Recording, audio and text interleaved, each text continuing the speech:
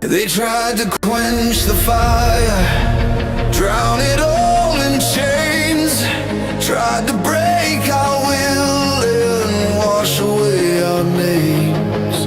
But every spark they buried only fed the flame.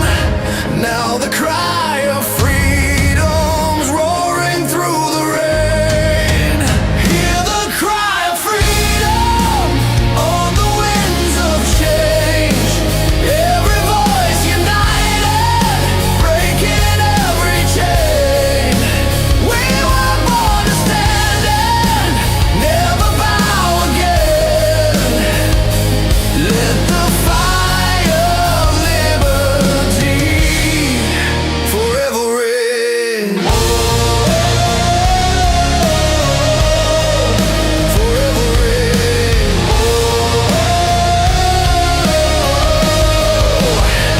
Now the walls are shaking from the battle cry. Truth is rising to the sky. Every soul that ever felt the weight of chains feels the fire of freedom in their veins. No more chains, no more lies. Hear the thunder as we rise. Freedom's call won't be denied. Now the fire burns worldwide. Hear the cry of freedom on the winds of change. Every voice united, breaking every chain. We were born to stand and never bow again. Let the fire of liberty forever reign. Let the fire of liberty forever reign.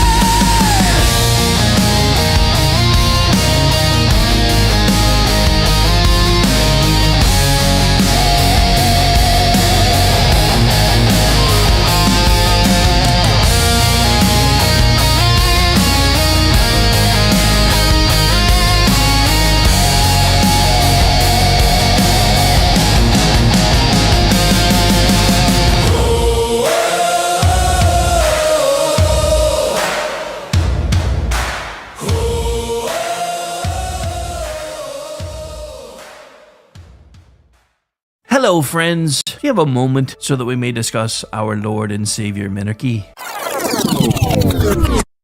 No, seriously, I'm just kidding. Hi, my name's Rick Robinson. I am the general manager of KLRNradio.com. We are probably the largest independent podcast network that you've never heard of. We have a little bit of everything, and by that, what I mean to tell you is we have news, pop culture, special events, conspiratainment, true crime, mental health shows, drama productions, and pretty much everything in between. So if you're looking for a new podcast home to grab a little bit of everything that you love all in one place, come check us out. You can find us on X under @KLRNradio. You can find us on our Rumble and our YouTube channels under the same names. You can also find us at KLRNradio.com and pretty much every podcast catcher known to man. So again, feel free to come check us out anytime you like at KLRNradio. Come gather round the footlights, lads, and hear the old boards groan. A tale of ink and iron will, of voices overblown. From mics and scripts to painted sails, we've traded shore for sea. The players will man the rigging soon. Aye, your hands, follow me. From Long John shadowed silver grin to Jim with compass true. We speak the words, we wear the scars, we make the old world new. No gold without the work behind, no legend stage a ship a single breath. The course is not set yet. We players sail, we players sail, we players sail soon. All hands to KLRN Radio, setting sail for Treasure Island, March 2026!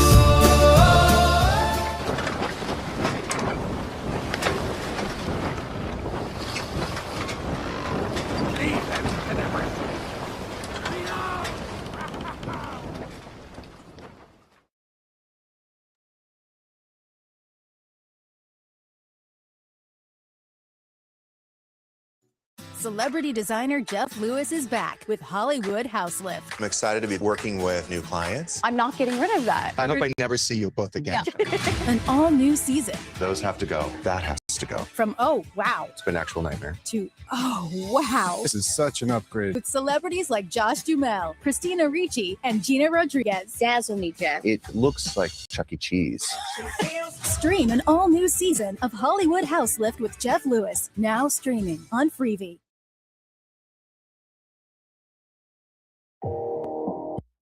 Hi, everyone. This is JJ, the co-founder of Good Pods. If you haven't heard of it yet, Good Pods is like Goodreads or Instagram, but for podcasts. It's new, it's social, it's different, and it's growing really fast. There are more than 2 million podcasts, and we know that it is impossible to figure out what to listen to. On Good Pods, you follow your friends and podcasters to see what they like. That is the #1 way to discover new shows and episodes. You can find Good Pods on the web or download the app. Happy listening. KLRN Radio has advertising rates available. We have rates to fit almost any budget. Contact us at advertising@klrnradio.com.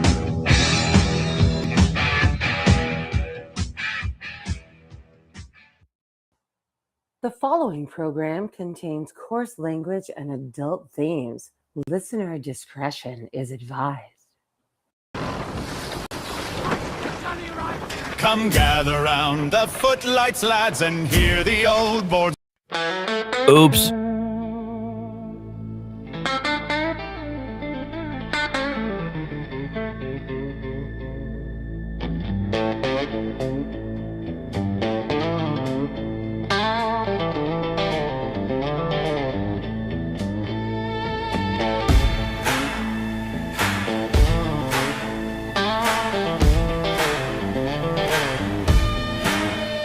Alarm clock barking like it's got a vendetta. Coffee tastes like bad decisions I ain't made yet. Boss man talking about we got her, and that means me, brother. Afraid I got a terminal case of the I don't want us. Mind checked out, heart ain't in the building. That second hand's crawling like it hates my guts. The man treating rich like it's a sin. Even God took a beat. So, suck it. Thank God it's Friday, punching out loud.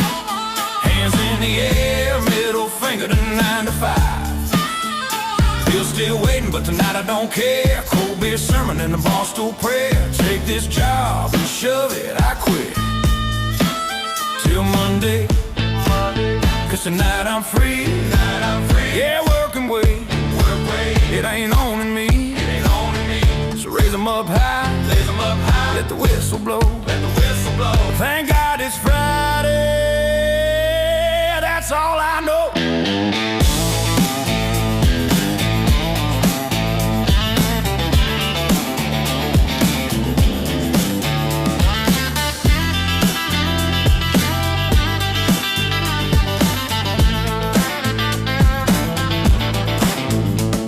HR in the break room sounding like a preacher, talking about culture, smiles, and being team players. Clipboard dreams on the fluorescent light, selling hours of my life just to make it to Friday night. Got dirt on my jeans, grease on my hands, clock more over than quality plans. But when that bell rings, it's a holy sound. Feel like chains hit the floor when it echoes around. I ain't lazy, I just work my fill. If rest is a sin, guess I always will. Thank God it's Friday, punching out alive. Hands in the air, middle finger to 9 to 5. Bill still waiting, but tonight don't care. Cold beer sermon and a bar stool prayer. Take this job and shove it, I quit. Till Monday, cause tonight I'm free. Yeah, work and wait, it ain't on to me. So raise 'em up high, let the whistle blow. Thank God it's Friday, that's all I know. Boss can have Monday, God on Sunday, but Friday night's mine, I ain't giving it away. I earned this beer, I earned this pay, earned every sip I'm about to take. Thank God it's Friday, punching out alive. Hands in the air, middle finger to 9 to 5. Bill still waiting, but tonight I don't care. Cold beer sermon and a bar stool prayer. Take this job and shove it, I quit. Till Monday, cause tonight I'm free. Yeah, work and wait, it ain't on to me. So raise 'em up high, let the whistle blow. And welcome into the final Friday edition of the Rick Robinson Show. I hope everybody's having a great Friday so far. I know I am, because I woke up to liberal weeping and gnashing of teeth. Every time they think they're going to get him, every time, things break his way. I don't know how he does it, I'll be honest.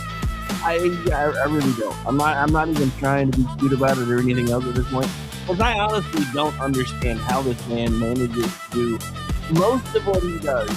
Get all the left in a tizzy and freaking out. I mean, hell, just yesterday, I think it was yesterday or the day before, Chuck Schumer was in the well of the Senate talking about, oh my God, we're in the middle of this war and Donald Trump doesn't even know how to get us out of it. And then, so they're all hitching their hopes to sky high gas prices, sky high food prices, and everything else for the midterms, while we watch so weird things are happening, and we're going to get into all this stuff in just a minute. But I do want to officially say welcome into the program. If you can't tell, we have a lot to talk about today. I'm not even sure we're going to get through all of it, because unfortunately I was dealing with something and didn't realize it was already 2 minutes past show open. So we may go a little bit over to try to get through notes, but since I only have an hour break before the next one, we may not get into everything, but if not, I may try to bring some of it up in the weekend news roundup, because it's all going to kind of be the same thing anyway.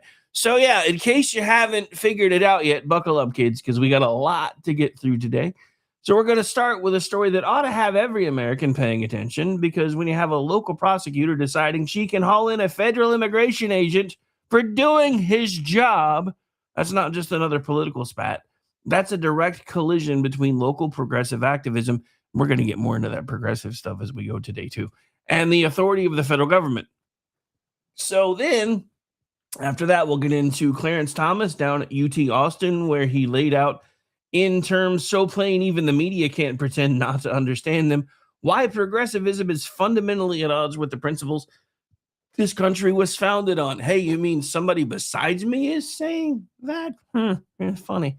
And we also have this. So Griesalini, Governor Gavin Newsom, had a little adventure in self-promotion where what was marketed as what was supposed to be a best-selling memoir looks more like a whole lot more like a PAC-assisted political rollout, kind of like what happened with Kami Lama. So, just to make so I did this to show you guys the pacing today, because at that point we'll be in the back half of the first hour, because at that point we've got a lot of stuff to talk about in Oklahoma. So there's a couple of different Oklahoma-centric segments today, because there's moving and shaking happening here too, and I don't mean just because we frack. Anyway, so by the time we hit the back half of the first hour, we're going to be going local because Oklahoma lawmakers have now sent voter ID constitutional amendment to the August ballot. We're going to get into that a little bit. And then in hour two, we have a lot to talk about with Iran because, as I said, if you woke up around the same time I did this morning, you woke up to news that oil prices were plummeting, the market was surging, and even Iran says, "Hey, we're done, Uncle. We're going to open the strait." Now, this doesn't mean the fight is over, and we'll get into more details after as we go on. But like I said, we got a full plate for you today, so stay right where you are, except for during the breaks. Hopefully, get up, stretch your legs, grab a drink, maybe smoke a little bit of what helps you think whenever we do the music breaks. But hopefully you come right back. But let's get started because, like I said, lots of things to get into and not much time to get into them. And yes, Denny, I see you. I don't really know what to do when the intro is playing, and I decided to turn the camera on because since I play the whole thing, I got to do something. But I like the song too much to cut it short. So I just decided to start doing the Muppet dance. You guys know what I'm talking about, right? So, for kids, when you grew up watching the Muppets, you can only see the top half of them and they just over-exaggerate. Yeah, so that's kind of where that came from. And people make fun of me for it all the time. I don't care anymore, so it doesn't matter. Anyway, so of course, again, going into what's happening in Minnesota. So a Hennepin County prosecutor has charged ICE agent Gregory Donald Morgan Jr. with felony assault over an incident that happened while he was on duty. And the reason this matters goes way beyond one traffic incident, one prosecutor, or one blue city trying to make a name for itself while going after ICE. The bigger issue is whether local progressive prosecutors now believe they can criminalize the actions of federal agents whenever they dislike immigration enforcement. That's actually the real question here. And it's probably going to take a while to get the answer, but I guess we'll find out together. According to the allegations, Morgan and another agent were driving at high speed on the shoulder in an unmarked SUV back in February when another driver moved over and partially impeded them. Morgan is accused of then pulling alongside the other vehicle and pointing a firearm at the occupants after the agents identified themselves as police. The civilians then called 911. Local authorities later found the agents in a parking lot, and now the county attorney's office has brought felony charges. Moriarty's office also said there's a warrant for the federal agent's arrest. So some of you know my backstory. I'm not going into it today. I will say this. Last I checked, you're not really supposed to brandish a weapon at folks when you're just trying to get around them. So I think there probably should be some sort of federal consequences for this. However, what Minnesota is doing, that's a bit over the line. But there are two separate issues here. And of course, my conservative friends need to make sure that we pay attention to both of them. First, if a federal agent did something reckless or unlawful, that matters. Nobody gets a magic badge that exempts them from all scrutiny. But again, I knew my Okie came out. I apologize for that. Anyway, but here's the problem. Again, if there was an issue, and based on what I've been able to see of it, there may or may not have been one, assuming this incident actually happened as depicted, because we're talking about Minnesota, for God's sake, so who the hell actually knows? That could be a problem. But it's more of a slap on the wrist kind of problem because, dude, it's not like he shot him. They didn't pull him over, drag him out of the car, none of that. They're just like, hey, you're being a dick, and we're cops. And they probably, I'll be honest, there was probably some sort of back and forth that happened there because even when bad things happened most of the time, even in my private sector days, normally what would happen is somebody would cross a line, usually the other person. One of my officers would react and then feel the need to stamp it down because you have to maintain control of the scene no matter what. And so eventually it would usually come to light that there were sometimes bad things that happened on both sides, and I had to discipline more than a couple of folks for overstepping lines, which is why I'm saying this could be something that might warrant some form of, hey, you get to spend a couple of days unpaid while we review this, and you're probably going to get a rip in your jacket. But here's the other much more important issue. When you are watching the current political climate, you'd have to be blind not to see that ICE has been turned into a political punching bag by the left, Democrats, and progressive activists. But I just repeated myself.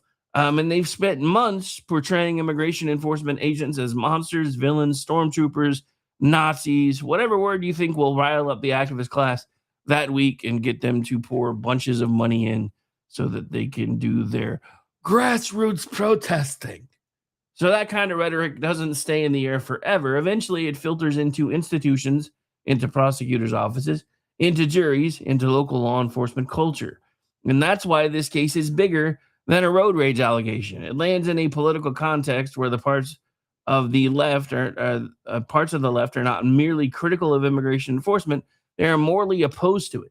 They do not think these agents are carrying out a lawful federal function. They think they are an enemy occupying force. And this is exactly why we are still, nobody really is talking about it anymore, but we're still in the midst of a partial government shutdown because the left was able to put ice in a pocket for the last 4 years, do absolutely nothing with them really, and now there's an administration trying to use them for their outlined specified legal purposes, and the left doesn't even want them funded anymore because they fundamentally disagree with those purposes. But the scariest thing about all of this, in my opinion, is if you rewind about 20 years, the Democrats were saying the same things the Republicans are now. Now, why the Republicans weren't saying those same things with them 20 years ago when they agreed with them and getting these things fixed, I don't have those answers, but I wish to God I did, because the political wind shiftage is insane. As somebody who's been doing this now for almost as long as this argument has been in front and center news, not quite that long, but pretty dang close. I guess it's closer to 30 years now. I keep doing my math wrong. I'm sorry. It's kind of like when somebody says, oh, look, it's 30 years ago. Oh, yeah, you mean 1970? No, that's not what they mean anymore. Anyway, so yeah, I did my math wrong. So I guess it was closer to 30 years. So in current generational markers, we're talking about specifically nearly 2 generations ago when Democrats were saying the same things that Republicans are saying now. But of course, even though most of those same people are still in those same positions, they have conveniently political amnesia. So, yeah. So when the prosecutors start operating with that mindset, meaning, these are not federal agents, they're enemy occupiers, you have a problem that goes straight to federal supremacy and constitutional structure. Now, I will say this.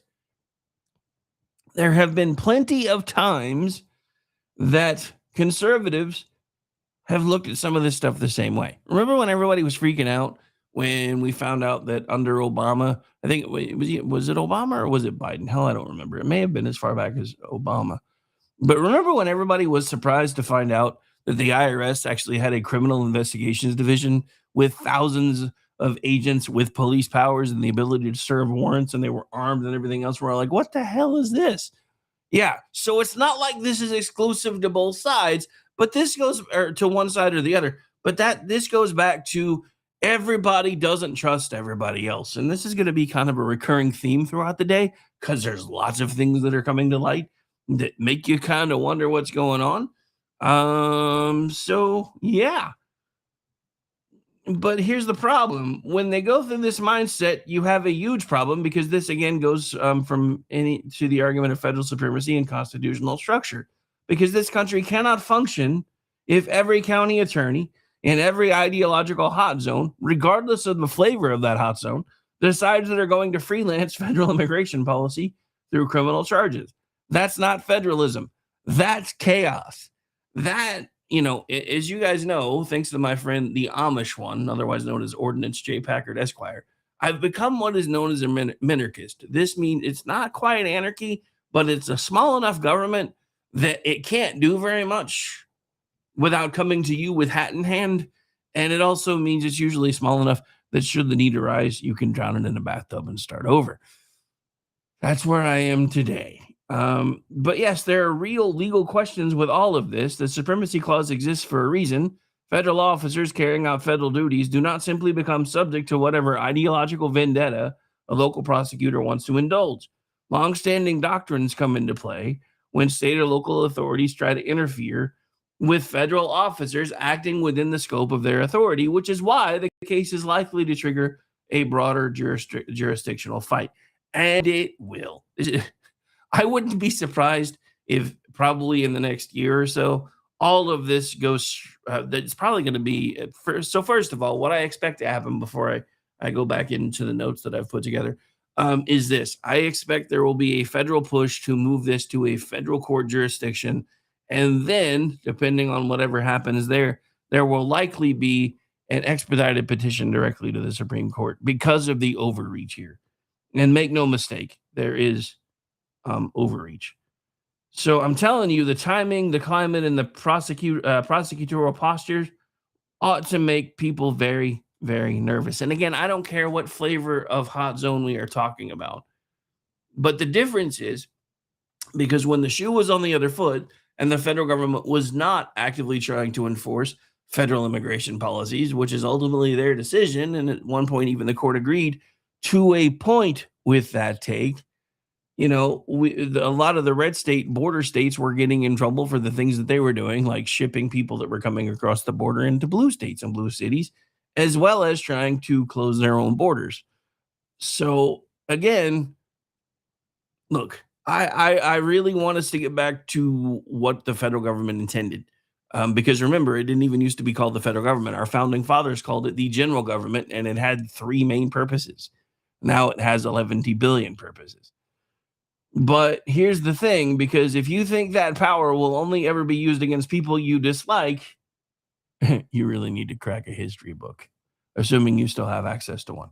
So again, this isn't just a Minnesota story. This is a test case in whether the left's cultural war on immigration enforcement is now becoming an actual institutional war on immigration laws, immigration enforcement, and how we handle people coming into our country illegally. And if it is, Washington better decide very quickly whether it intends to defend its own people.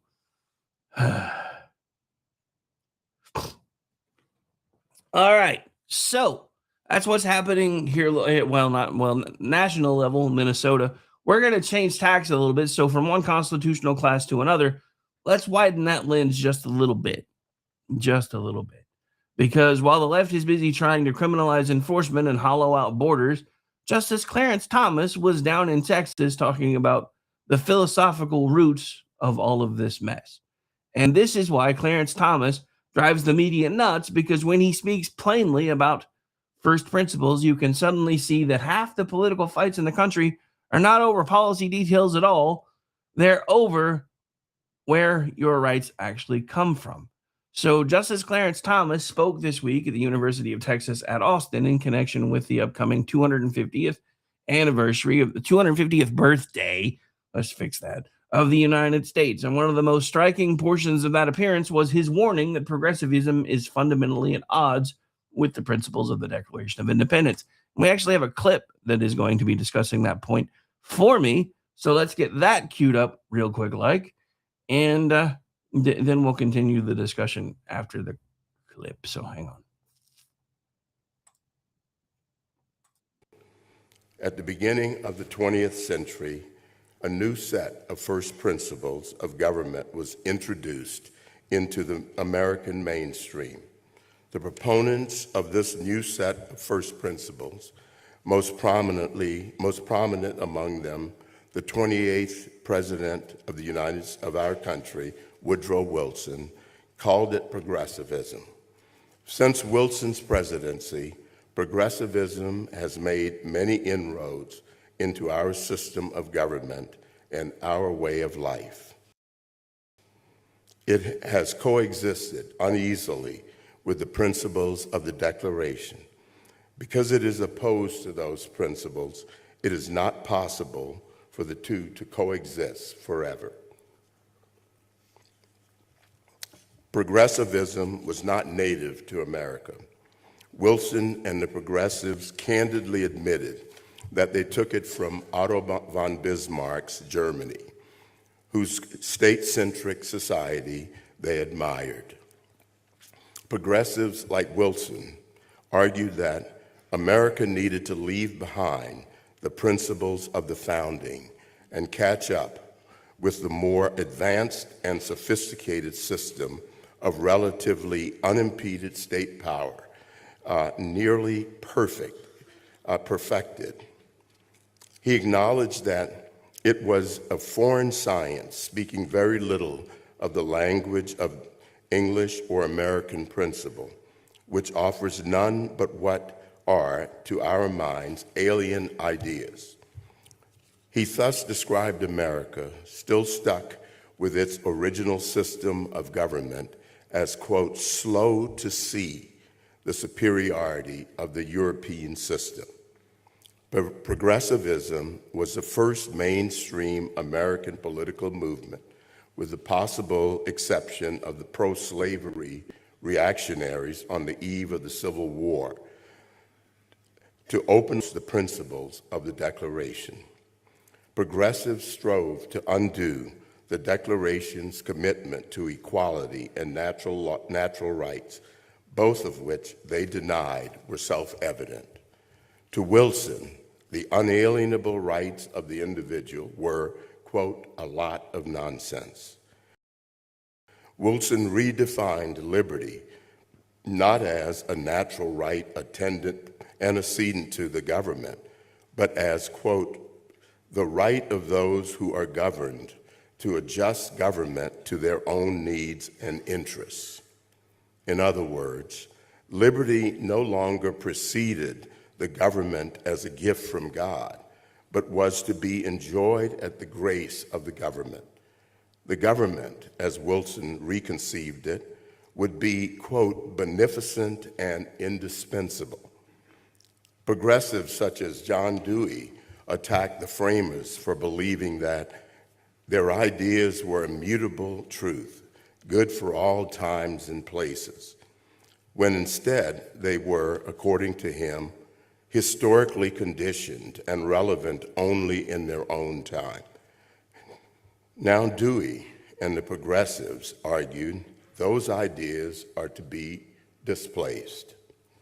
Progressivism seeks to replace the basic premises of the Declaration of Independence, and hence our form of government. It holds that our rights and our dignities come not from God, but from government. It requires of the people a subservience and weakness incompatible with a constitution premised on the transcendent origin of. All right, so there you have Clarence Thomas going into a bit of a deep dive regarding progressivism and saying a lot of things that I've been saying now for a while. We're going to keep going with this here as we kind of delve into this a little bit more because it's kind of important. So again, the line that matters most was when Thomas said progressivism seeks to replace the basic premises of the Declaration and, in effect, replace a system where rights come from God with one where rights come from the government. That's it. That's the heart of it. And folks, that's actually the whole ball game, because if your rights come from God, government is limited. It can protect those rights, recognize those rights, secure those rights, but it does not create them. If your rights come from government and government officials, the government can edit them, ration them, suspend them, and decide which ones still apply when the people in charge get nervous. And that's where the danger always comes in, because what the government giveth, it can taketh away. This is not just some old theological sounding phrase either. That is the practical reality of modern government power. Once you accept the idea that your freedoms are really permissions handed out by the state, then the only question left is who's in charge when the permissions start getting revoked. That's why this matters so much. And this is why Clarence Thomas matters so much. And let's not forget, again, rewinding into that Wayback Machine, I'm going to say this was probably, I think, 91-ish, I think. Remember when Clarence Thomas was all in the news because according to, I think it was, wasn't it? I don't remember who said it, and I don't want to misappropriate. The name Juanita Broderick keeps coming to mind, but if I have that wrong, then I'm willing to admit it. But I remember there being this whole big thing about him supposedly putting a pubic hair on a soft drink can. Imagine if that had worked. Just for a moment, imagine if that had worked. Because if that had worked, the man who keeps dragging the argument back to first principles while everybody else is drowning in process, precedent, bureaucracy, and spin would have never made it to the bench. All right, so we're going to take the first break of the show. When we come back, we're going to give you a modern example of how dangerous all of that mindset can be, because if you want to get into what that is or what that could possibly be, you really need to look no further than FISA. And there's a huge fight going on with that too. My name is Rick. This is my show. This is the Finally Friday edition. Don't forget, coming up at 3 p.m. Eastern, we also have Weekend News Roundup, followed by later tonight, He Said, She Said at 8:30 p.m. Eastern. We'll be right back after our tribute to first responders, as we normally do in this time every Friday.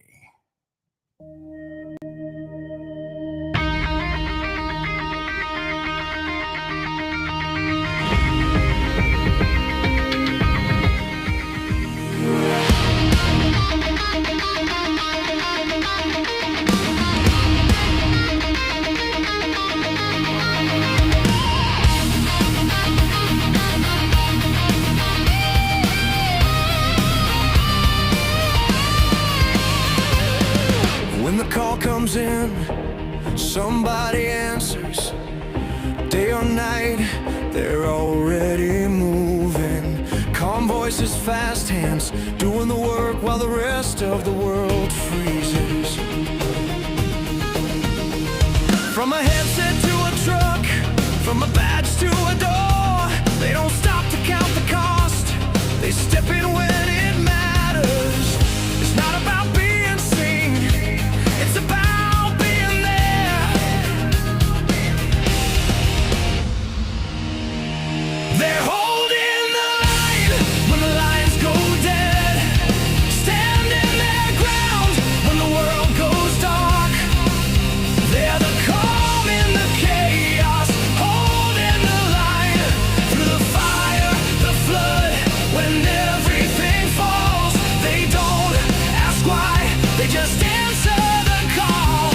Always standing in the gap for us all.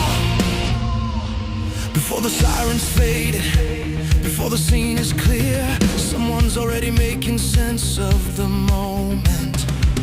Keeping people alive, keeping things from getting worse. Some run toward danger, some stay behind and hold it together. Different roles, same weight, same promise to show up.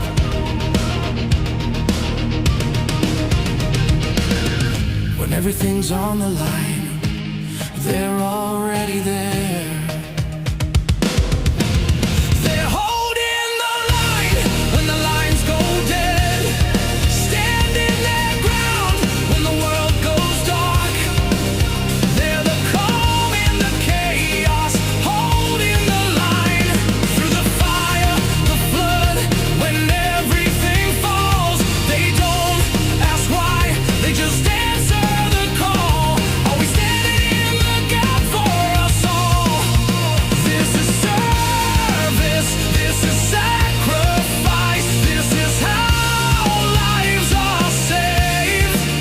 No spotlight, no applause, just showing up again and again. They're holding the line when the world goes dark. When everything's breaking, they hold their ground. They're the calm in the chaos, holding the line. So we raise our voices for the ones who stand. Every voice, every badge, every helping hand.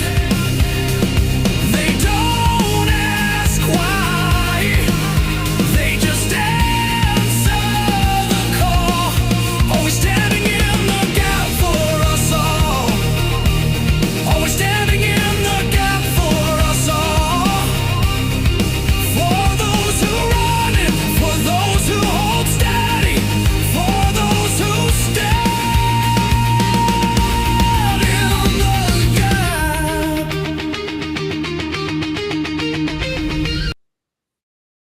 And welcome back into the program, ladies and gentlemen. Sorry, I keep forgetting when I change from screen to screen. If I'm playing the actual source in the screen, it cuts it off. I'll learn all these newfangled things eventually. Maybe. I mean, hell, I'm about to be 53 years old, so maybe my days of learning new stuff is over. Maybe they's gone. I don't really know, but we'll find out. All right. So I teased it before we went to the break. We got to get into this FISA stuff. Because this is actually probably one of the biggest examples of government overreach, and it happened while our side was in charge. For those of you who think like I think. Because remember, FISA was sold as one of those tools the government just had to have, necessary, careful, limited, supervised, only for the right reasons, only for the real threats, only and always with guardrails. But then what happened? Exactly what always happens when government gets power. It promises to use responsibly. Apparently, there's a remember the with great power comes great responsibility guy? Uncle Owen, wasn't it? I think. Yeah. Anyway, apparently the federal government needed one of those because they don't have it. So those powers, as they always do, even though we'll be responsible with it. Those powers, as they often do and pretty much always do, they expand. The definitions get stretched. Justifications multiply. The oversight turns rather squishy with a side of mush, and before long, you've built a framework that can be turned inward, abused, manipulated, and weaponized depending on who's holding the controls. And according to both sides, each side weaponizes it against the other. Because, look, we can talk about this in the realm of theoretical principles and what a stupid idea it was. Most of how I've said that with pretty much all of the Patriot Act once the brouhaha ended and we got a chance to rationally look under the hood. But again, remember, this isn't hypothetical because it's happening right now. There is a block of House Republicans saying, no, we're not just going to rubber stamp another version of FISA and pretend the same broken system is suddenly safe because somebody changed the packaging and because our guy at the top is the one wielding that power right now. So according to the update, a group of hardliners pushed back after leadership, yeah, you heard me, leadership tried to move two different versions of FISA in the dead of night. And that matters too, by the way. If you got to jam something through between midnight and 2 a.m, remember when your grandma and grandpa always used to tell you, hey, nothing good happens after midnight? They take that and double it with Congress because it's worse than feeding Gizmo after midnight. So maybe that ought to tell people something right there. Thomas Massey, I know, I just cringed a little bit too, said it plainly. They tried to pass two bad versions of FISA, both of which would have allowed the federal government to unconstitutionally spy on Americans. He says they stopped both versions, at least for now, and bought 2 more weeks. And as I just pointed out with my cringe for having to mention his name, I haven't agreed with Massey on much of anything lately, but even a broken clock is right twice a day, yada, yada, yada. And unfortunately, on this one, he's actually right, because this is one of those moments where people need to stop thinking tribally for 5 minutes and think constitutionally. I don't care who's in power. I should have done this in more of the green eggs and ham cadence, but I didn't think about it till now. I don't care whether the people holding the levers are people you voted for, people you trust, or people you think are on your side this week. Bad power is bad power. Bad precedent is bad precedent. And once government gets used to having a tool, it never wants to give that tool back. That's the pattern. They always tell you it's narrow. They always tell you it's temporary. Remember when income tax was supposed to be temporary? Yes, I know it's April 17th and we shouldn't even really be talking about it anymore. Hopefully you've either gotten your returns filed or your extensions or whatever we're talking about. But remember, all of that crap was supposed to be temporary. You ever notice that when a temporary government program gets started, it's never temporary? Because one day you wake up and realize the definitions got blurry, the guardrails got soft, if not taken down altogether. The oversight again got weak with a side of mush, and the same machine that was sold as a shield is suddenly more shaped like a sword and pointed directly at you. This is why FISA has always bothered me, and I've been consistent about that, not because I'm soft on national security. That's the last thing I am. Not because I don't understand the existence of real threats, but because once you build a surveillance architecture and teach government that it is normal, necessary, and proper for it to operate in secret with broad discretion, you are creating a precedent that somebody somewhere eventually will abuse. Always. Always. And this is one of the most public disagreements I've had with Trump 2.0 since he was sworn in, but this is one of my hard lines. I'm so tired of the same guy who campaigned about how bad FISA was and how Biden was using it to come after him and Obama was using it to come after him. Now that he's the guy with access to the pen, suddenly FISA is the next best thing since sliced bread. So remember, not a lot of this happened under the first administration, but then we got to the second one that had access to it. Everybody remember that one and how often FISA was used against Republicans? Because sooner or later, somebody gets their hands on it who should not have it, and by then, the machinery is already built. That's the trap. That's why this ties directly back to what Clarence Thomas was saying in those clips. If rights come from God, then government power has to stay boxed in. If rights come from government, then every new intrusion gets sold as just one more reasonable adjustment for safety, security, and efficiency. And we all know what Ben Franklin was attributed to have said regarding those who valued safety over liberty. Before long, liberty is no longer something government protects, it becomes something government manages. That is a very dangerous shift, because that's when we start moving in to the gateway drug of socialism, which eventually becomes full-blown communism if it isn't curtailed rapidly.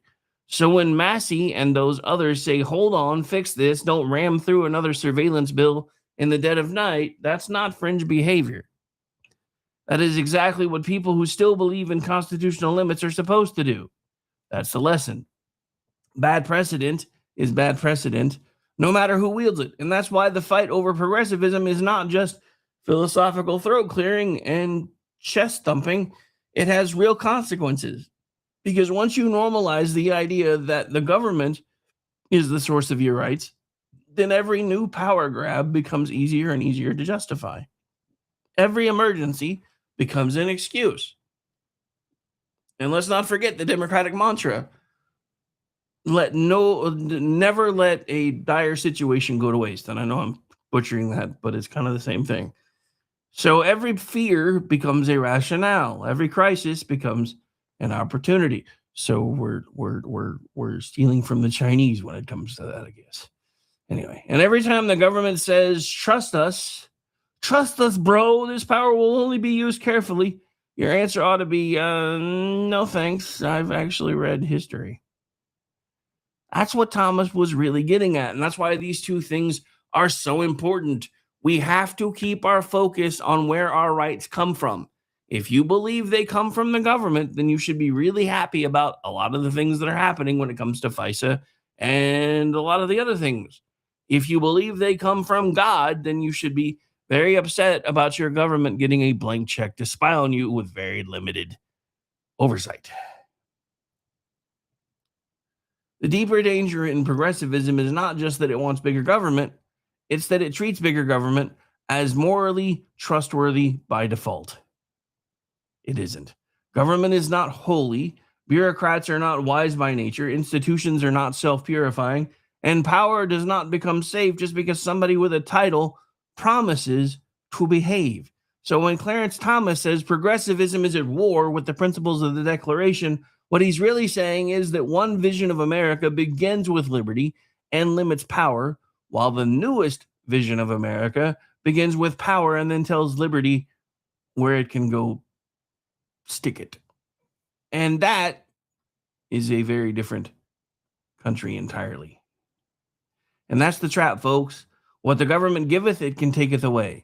That's why I've always said FISA was bad, no matter who wielded it, because once you hand government a power it should never have had in the first place, eventually somebody you don't trust is going to get their hands on it. And so fun times. So, in speaking of people who seem to think the public exists mainly to admire their latest project, let's talk about Grisolini for a minute, the failed governor of the now failed state of commie failure. Because nothing says humble man of the people quite like a memoir rolled out that turns out to have PAC money helping move the merchandise. So you may have heard about this already, but if not, I'll help you fill in the blanks. Governor Grisolini Gavin Newsom's memoir, A Young Man in a Hurry, was marketed as a best-selling personal story of growth, grief, and political journey.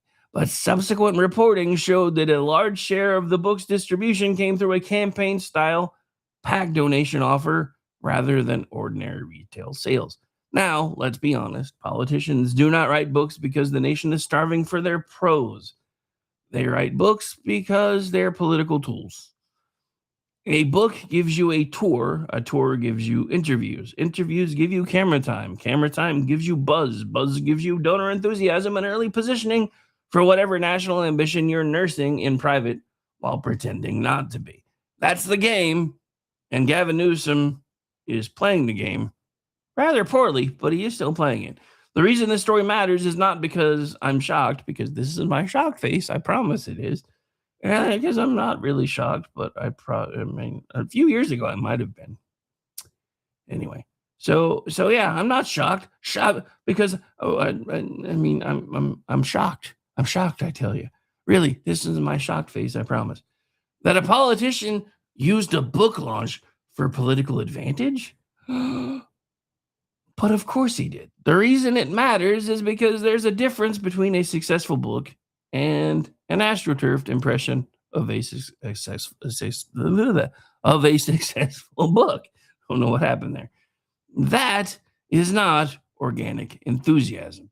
That's mechanism. That's using your behind-the-scenes machinery to make something seem more important and impressive than it actually is. And look, if the PAC made money on the back end, fine. Newsom's team says the tactic more than paid for itself. That may be true, but it might not be.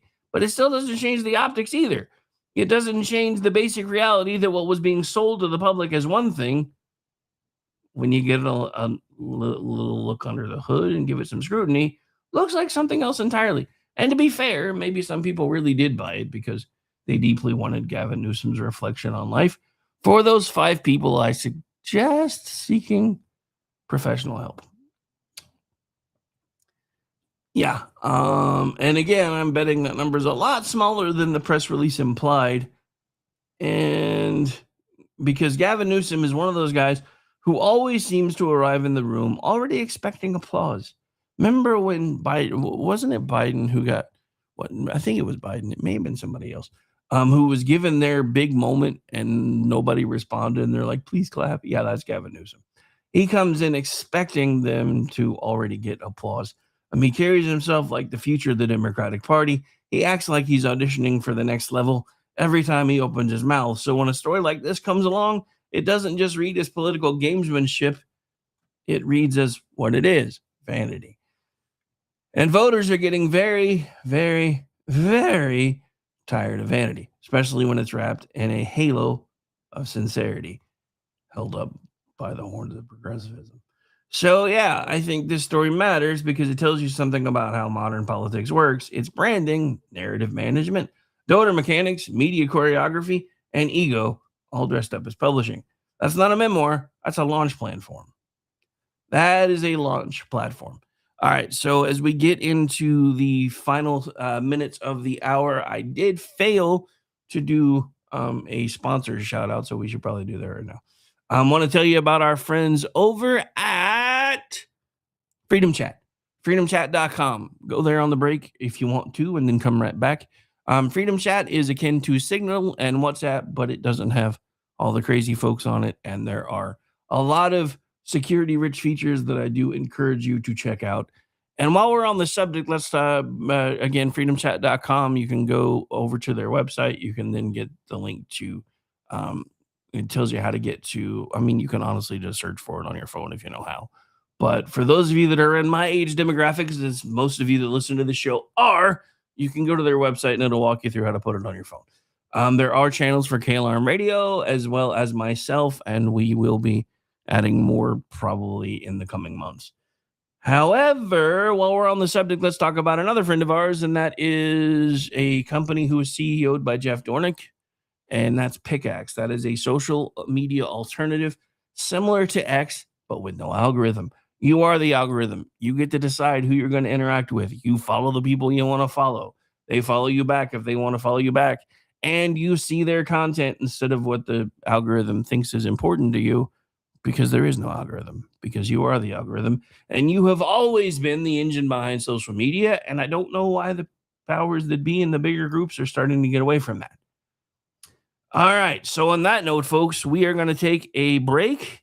We'll be right back here in just a little bit, but we are gonna step out for a second. Make sure you guys are liking the feed, subscribing the feed wherever you happen to find us. We're available on Rumble under America's Podcast Network. We're available on X, on my feed, as well as the network feed at Radio X73 and at KLRM Radio. You can find our archives on klrmradio.com. You can also find our audio podcast versions on pretty much every podcast catcher known to man. And we're also on Facebook as well, because we're kind of trying to put things everywhere.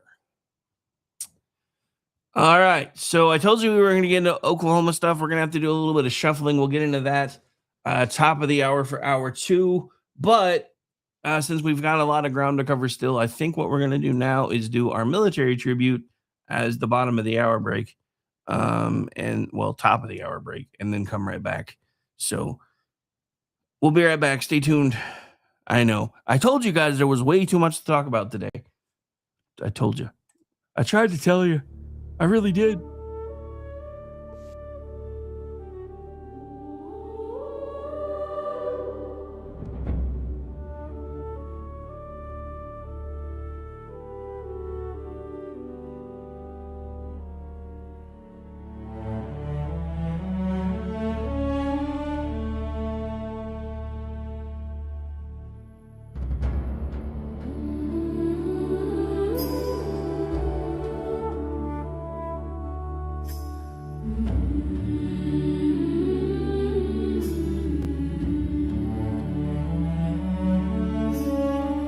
Before the oath was spoken out loud, before you stood apart from the crowd, there was a moment, quiet and clear, when you chose to stand while others stayed here. You raised your hand with a steady resolve, knowing some nights don't end when the mission's done. Not for glory, not for the pay, but for something worth more than walking away. Only hold the line. They carried the weight where the roads ran long, through dust and heat when the days went on, holding ground mile after mile, doing the work that rarely drew a smile. They stood their post when relief ran late, shoulders squared under the pull of fate. Not chasing headlines, not asking why, just staying put when others pass by. We stand the watch in different ways, different nights, the same long days. One old spoken carried through, wherever duty calls us to. We stand watch over the deep. Navy. They kept their watch where the water turns black, miles from shore with no quick way back, measuring time by the rise and the fall, answering duty's unrelenting call. Through silent hours and endless seas, they stood their post in the cold night breeze, guarding the lanes the world depends on, so others slept and the light stayed on.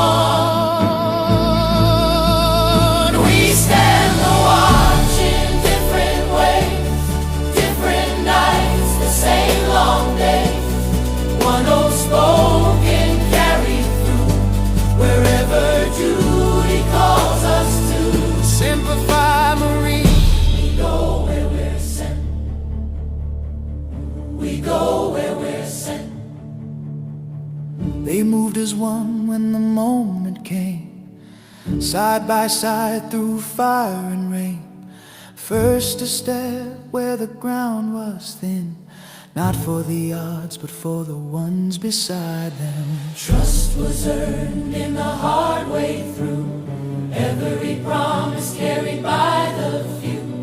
No turning back once the line was crossed. They stood shoulder to shoulder as brothers, never counting the cost. We stand the watch in different ways, different nights, the same long days. One old spoken carried through, wherever duty calls us to. Air Force, the sky is our domain. Air Force, the sky is our domain. They held their focus where seconds seem eternal, soaring between clouds and blue. Every movement measured and true, knowing what one clean moment could do. They watched the whole while guarding the small, every mission tied to a larger call. Calm under pressure, steady and clear, keeping the promise from far overhead. Space Force, we guard the dark without they faith. keep their vigil where silence reigns, beyond the weather, beyond the rain. watching the paths that the world relies on, long before the warning lights come on. Cloud, no banners, no clear view, just constant care in a canvas full of stars. Standing the watch through the endless night, guarding the systems that keep us in light. While the watch is kept and the lines hold fast, they're alive, still moving on the other side of that. Empty chairs and quiet phones, long goodbyes that don't feel done. Names we carry but never say, folded flags and debts we pay. Every service, every scar reaches farther than the uniform ever could. Coast Guard, we come when it matters most. They launch into storms when hope feels thin. Turning back isn't an option then. Hands reach out where the waters rise, pulling lives back from the edge of time. No headlines waiting when the call is done, just breathing restored and another life won. Every rescue, every return, a quiet promise kept in the worst conditions. We stand the watch in different ways, different nights, the same long days. One old spoken carried through, wherever duty calls us to. For the ones who raised the right hand high, swore the oath and didn't ask us why. for the nights you stood where freedom cost. We remember, we honor, we won't forget the loss. From the ground to the sea, to the open sky, to the guardians above where the silent stars fly. Every branch, every badge, every battle scar, because you stood. We live free. Lord, we know. We stand here freely, Because others stood before us. We accept the weight of what was given and the cost that came with it. We promise to remember those who serve, those who stand watch still, and those who never came home.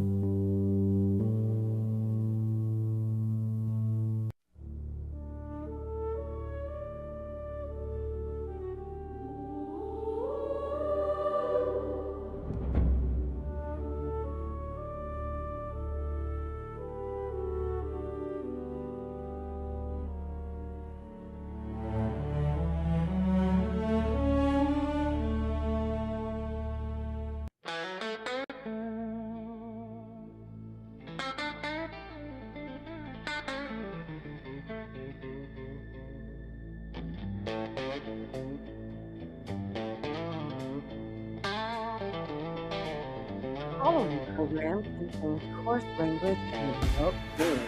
Listener discretion.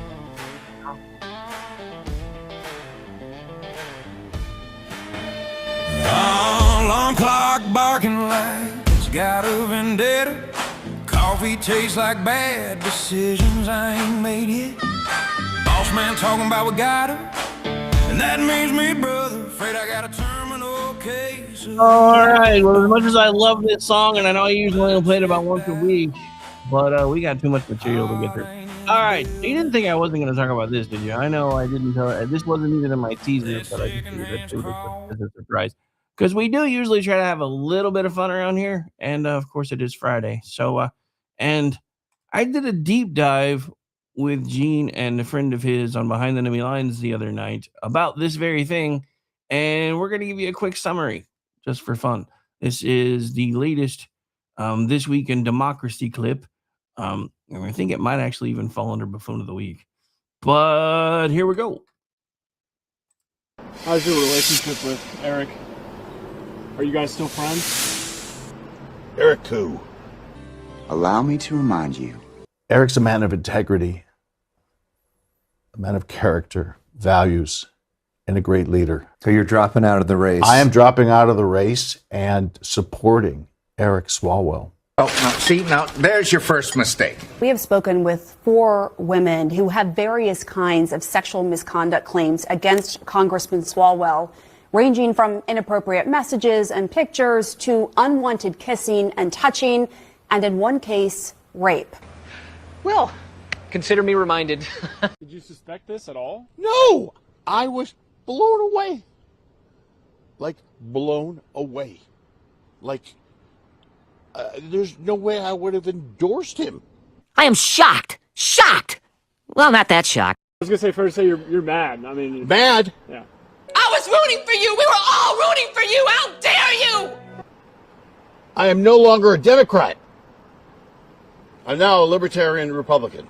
One of us, gobble, gobble, one of us. We accept that one of us. Don't bust the trust. You bust the trust, you don't exist in my life. I am now a Republican. Uh-oh. Poor old Sir Farts-a-Lot busted the trust while busting a nut. Dun, dun, dun, dun. All right, anyway. Sorry. You knew it. Come on. You knew somebody was going to go there. It was going to be, you knew if anybody was going to do it, it's going to be me. Anyway, so yeah, I had a fun hour with Gene the other night. So if you missed all that, you can go back and check out the replay later. Hey, we have a rooster sighting. How's married life treating you, my friend? Haven't seen you much, so I'm guessing there's a lot of good stuff happening in your life, but I'm glad to see you today. All right, so back into the actual stuff we were going to be talking about. And I think I might move the Oklahoma stuff until later, because there's just way too much to talk about today. So let's get into what was officially the hour 2 stuff. So of course we started domestic because there's plenty going on here at home, but now we're going to need to pivot a little bit and widen that lens because the situation involving Iran, Lebanon, oil markets, shipping lanes, and the larger U.S. pressure campaign has shifted in a significant way over the last 24 hours, leaving most of the Democrats currently cursing under their breath, weeping, gnashing of teeth, and freaking out altogether. Because let's not forget, just a few, 24, 36-ish hours ago, Senator Schumer, who's really not, he's the de facto, he's the paper tiger leader of the Senate minority party, but I don't think he's actually the one in charge anymore. Anyway, may get into that on a later show. But this is one of those stories where the market reaction tells you something real. Oil is down sharply. To use the parlance of the mainstream media who's wanted you running around for the last 40 some odd days like your hair was on fire, the market for oil is plummeting. And here's the other thing. Look, I get it for the Dow. Why, anytime they show positive, it's green, and negative, it's red. I never really have understood that for oil. Because normally positive territory for oil is bad, or at least maybe should be yellow, if not green. Depending on the price, I think it should be either yellow or red, and then down should always be green most of the time until it gets maybe down below $20 a barrel, and maybe it should be red too. But Don't confuse relief with resolution because we're still not there yet. And the deeper story is much more complicated than that. So here's the short version. The shipping lane is open. Oil is down because of it. The blockade currently stays in effect. Trump says the U.S. gets the remaining nuclear material, and Iran is still threatening protesters with death, because of course they are. Iran's foreign minister said the Strait of Hormuz is now open to commercial vessels during the current Lebanon ceasefire arrangement, and President Trump echoed that the passage is open, even as U.S. pressure on Iran continues. That is a very big deal because Hormuz is one of the most important oil choke points in the world. And if I may take a moment just to pause here, can we fix that, please? We're giving very pissed off camel jockeys way too much control. Just saying. I know. Rules. I get it. I know. There's rules, and I did a thing. So is it loaded? I thought I had it loaded. Maybe I don't have it. Oh, there it is. Oh, durka. Like I said, rules. I said camel jockey, so it had to be done. Oh, damn it. I did it again. Oh, durka. Okay. So, yeah, oil is plummeting, down 12% last time I looked. And at the same time, equities rallied. The Dow surged. The S&P climbed, which is, for those of you doing long-term investing, park your money there. The NASDAQ climbed and Treasury yields eased. That is a broad, thank goodness things may not be spiraling today, move. It doesn't mean people trust the Iranian regime, because you never should. And to be fair, there's not really much of a structured regime left. There's a bunch of independent cells acting on previous orders, which is why even after there was ink on paper, and I talked about this the other day, even after there was ink on paper with the deal,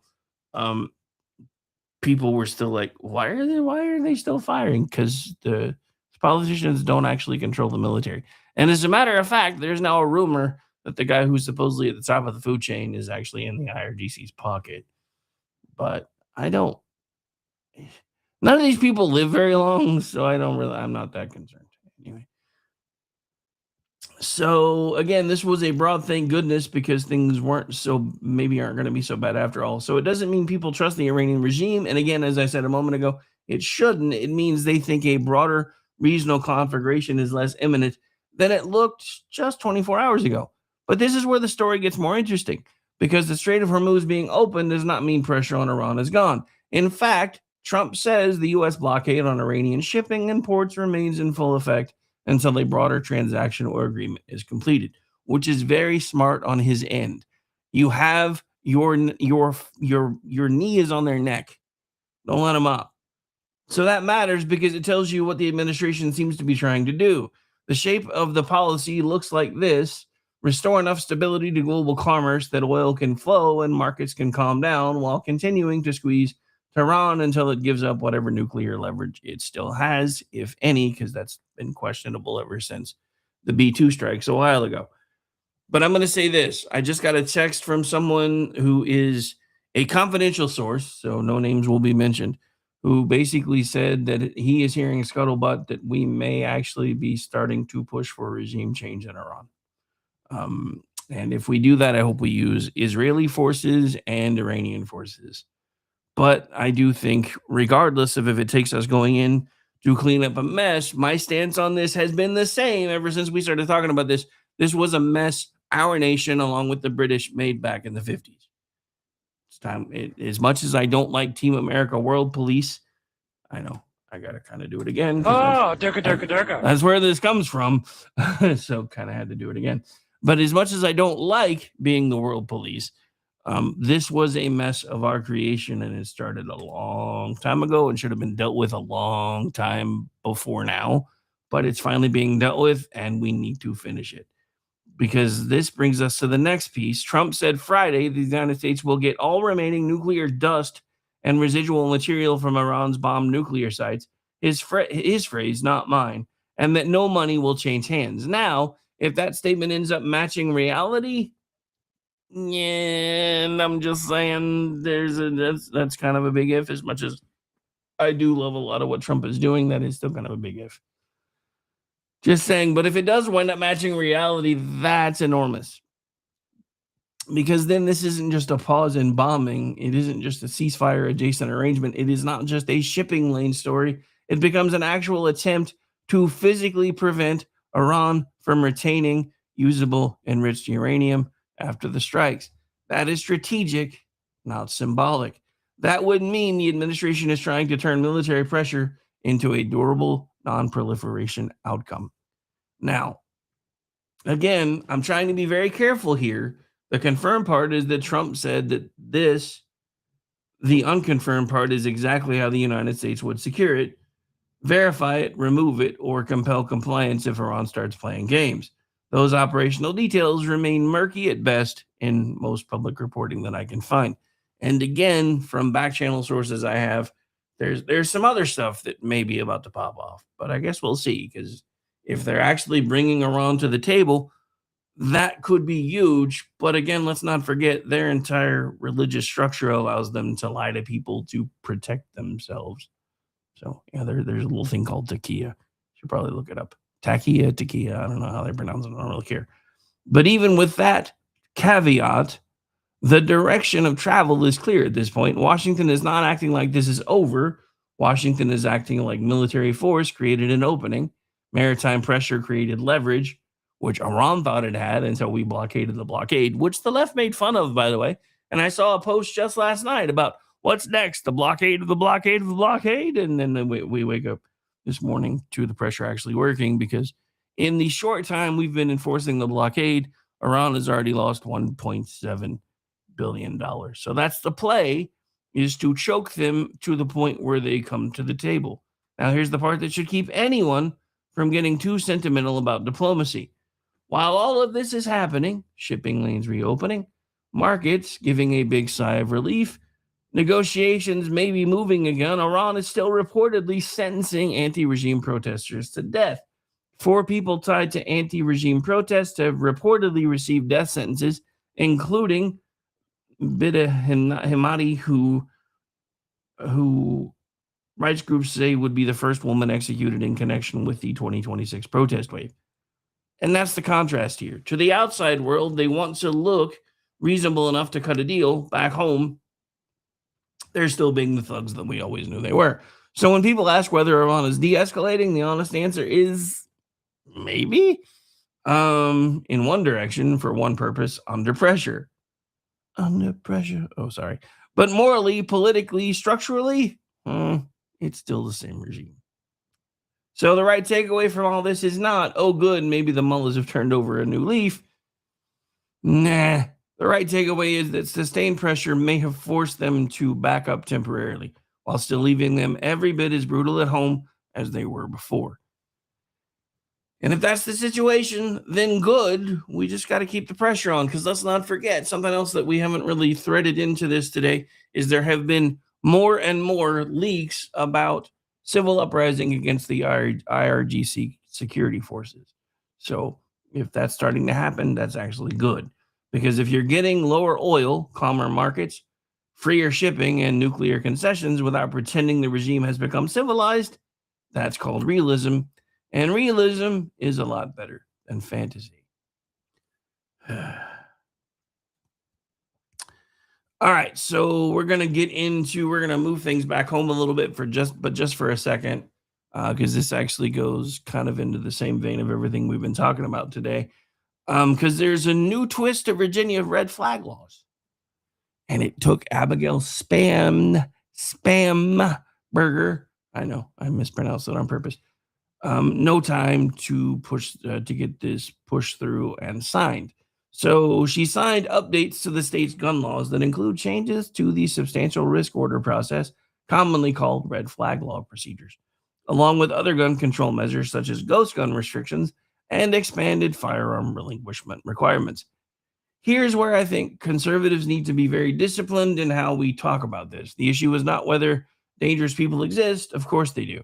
The issue is not whether the state has any legitimate role when someone is a danger to himself or others, because of course it actually does. The issue is whether a process marketed as safety can become, in practice, a shortcut around constitutional rights. Remember, those things given by God and supposed to be protected by the government. But this is, again, the opposite of, and we were just talking about this earlier, the government deciding what rights you can have, should have. And I get there are exceptions. I've always understood that there are exceptions to every rule. But this is a state of, again, when this becomes a shortcut around constitutional rights and actual adversarial justice, which is what this appears to be, this isn't concern, or this is concern, not paranoia. It's structure. Because the more categories of people you add who can trigger the machinery, the more you are betting that every institution involved will act with fairness, restraint, competence, and honesty. That's a lot of hope and faith in, I'm just saying. And that is an awful lot of trust to place in modern systems. And trust in public life should be earned, not presumed. If the front end process is ex parte, meaning without the party present, just for those of you who don't speak lawyer, if the accused is not present at the first stage, if the burden shifts in ugly ways later, then don't tell me the phrase due process ends the debate. Due process is not a magic spell. And as we've talked about with the immigration debate, there are different levels of due process, and the left doesn't seem to want to understand that either, unless or until it comes to guns. So it depends on the quality of the process, the equality of the parties, the burden of proof, the speed of review, and whether the average citizen can realistically defend himself without mortgaging his future, which they usually can't. And this is when it gets concrete, shall we say. If you expand the list of people who can trigger the process to include a much wider circle, professionals, officials, or personal relationships, then you are increasing the odds that somebody with bad judgment, bad information, or bad motives can kick off a state action with real consequences. And that matters because remember the whole national level FISA argument we got into in hour one? This is a microcosm, state level, kind of doing the same general thing of figuring out how to take legal systems and turn it against people that they disagree with. So does the practical cost of fighting your way back out of the system once it starts moving matter too? And it should. Because let's face it, under a lot of these things, like let's not forget the ability for the government to swoop in and seize profits they feel were from drug trades and properties from drug trades and everything else. Even if you aren't ever charged, once they seize that property or that money, you have to, or never convicted, let's say, not necessarily charged. You still have an entire other level of due process to get through to get your stuff back, which is nearly impossible to do. And as much as that made Miami Vice really cool back in the day, still really bad precedent, just saying. So the left always wants to make these debates sound crude. Oh, so you want dangerous people to keep guns? No, that's not the argument. That's never been my argument. The argument is that rights are easiest to erode when the state finds a scary category and tells you normal protections must bend for the greater good. History is full of examples of that move, and people who value liberty, especially those who value liberty over security, ought to recognize it on sight. All right, so we are going to go ahead and take the bottom of the hour break here in just a second. But before we do, I want to talk to you again about our friends over at Pickaxe. I know I did double billing last time, but it's because I kind of felt like I needed to make up for the fact that I skipped it altogether. Pickaxe, again, look, it is a smaller platform. It is a newer platform, but it now has apps. There are all kinds of things that are going on, and it is one of the best places for content creators because they have ways for revenue to be generated for you that aren't necessarily only reserved for people with 5 million impressions per month or more. Is it a month? I think it's 90 days. Anyway, it's still crazy to me because this completely just leaves out smaller creators, and I never have understood that. Even with the ad insertion tools that we use in other places, we still get paid even if it's only a few pennies. I would much prefer that model, and it's kind of the one that Pickaxe uses. So if you're a content creator, I do encourage you to check it out. If you're somebody who just wants to be able to see and interact with the people that you follow and engage with them, I also encourage that as well. Just as a test, last week, I did 2 posts, one on X, one on Pickaxe, about the same exact thing. And the scary thing is, even though I have a fraction, and I do mean a fraction, of my supposed following on X over there. And I don't say supposed because I've paid for bots or anything. I say that because it seems like most of the people that supposedly follow me almost never interact with anything, which I find really weird. But I have the same amount of engagement, nearly the same amount of likes and replies. I know they use different language over there, but just our likes and reposts. And they use different language over there, but it doesn't matter. And more comments on the supposed smaller account, which is interesting when you think about it, because it means I'm definitely being suppressed over here on X. So when we come back, we do have a couple of, we're going to get into those local stories that I talked about earlier. We've got some more that I had set up for this hour as well. So we're getting close to the end, but we're not there yet. Don't forget, we also have in just a little bit, hopefully Weekend News Roundup. Going to need to confirm with the crew on the break.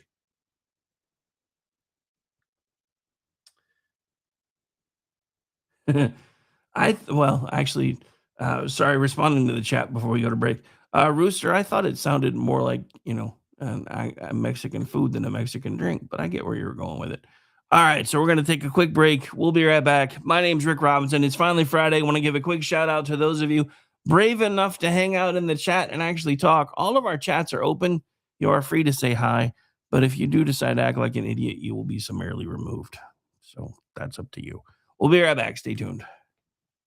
They tried to quench the fire, drown it all in chains, tried to break our will and wash away our names.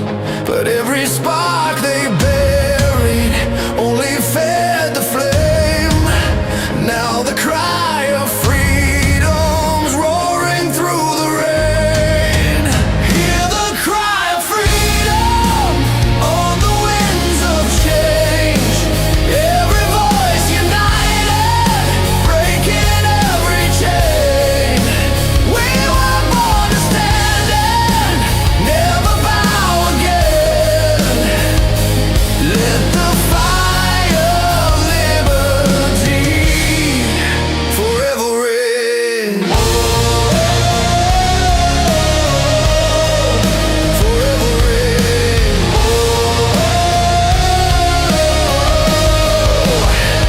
Now the walls are shaking from the battle cry. Truth is rising to the sky. Every soul that ever felt the weight of chains feels the fire of freedom in their veins. No more chains, no more lies. Hear the thunder as we rise. Freedom's call won't be denied. Now the fire burns worldwide. Hear the cry of freedom on the winds of change. Every voice united, breaking every chain. We were born to stand and never bow again. Let the fire of liberty forever reign. Let the fire of liberty forever reign.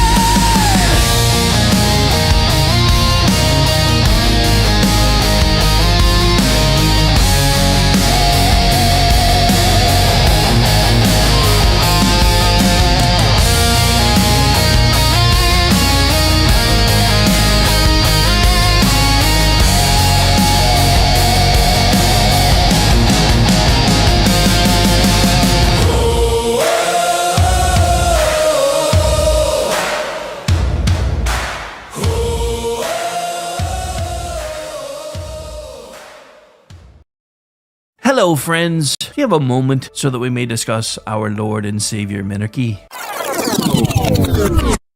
No, seriously, I'm just kidding. Hi, my name's Rick Robinson. I am the general manager of KLRNradio.com. We are probably the largest independent podcast network that you've never heard of. We have a little bit of everything, and by that, what I mean to tell you is We have news, pop culture, special events, conspiratainment, true crime, mental health shows, drama productions, and pretty much everything in between. So if you're looking for a new podcast home to grab a little bit of everything that you love all in one place, come check us out. You can find us on X under @KLRN Radio. You can find us on our Rumble and our YouTube channels under the same names. You can also find us at klrnradio.com and pretty much every podcast catcher known to man. So again, feel free to come check us out anytime you like at KLR. Come gather round the footlights, lads, and hear the old boards groan. A tale of ink and iron will, of voices overblown. From mics and scripts to painted sails, we've traded shore for sea. The players will man the rigging soon. Aye, your hands, follow me. From Long John shadowed silver grin to Jim with compass true. We speak the words, we wear the scars, we make the old world new. No gold without the work behind, no legend without sweat. A stage, a ship, a single breath. The course is not set yet.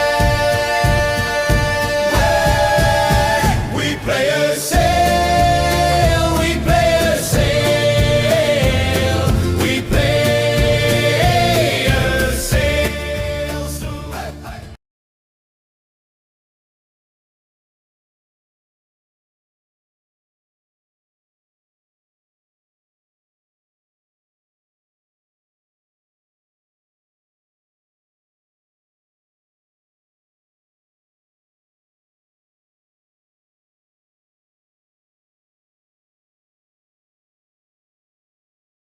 Probably never got a chance to hear this. This is so years ago when I was chasing radio stuff and actually got picked up in a few places. I actually had a chance to get a local morning show almost, and then when that didn't happen, I was supposed to get a weekend show, but then management, above all the folks that were trying to bring me in, decided they didn't want them anymore. So they kind of got rid of everybody and revamped everything. And since then, they have almost no local programming at all anymore. Our biggest station has no local programming.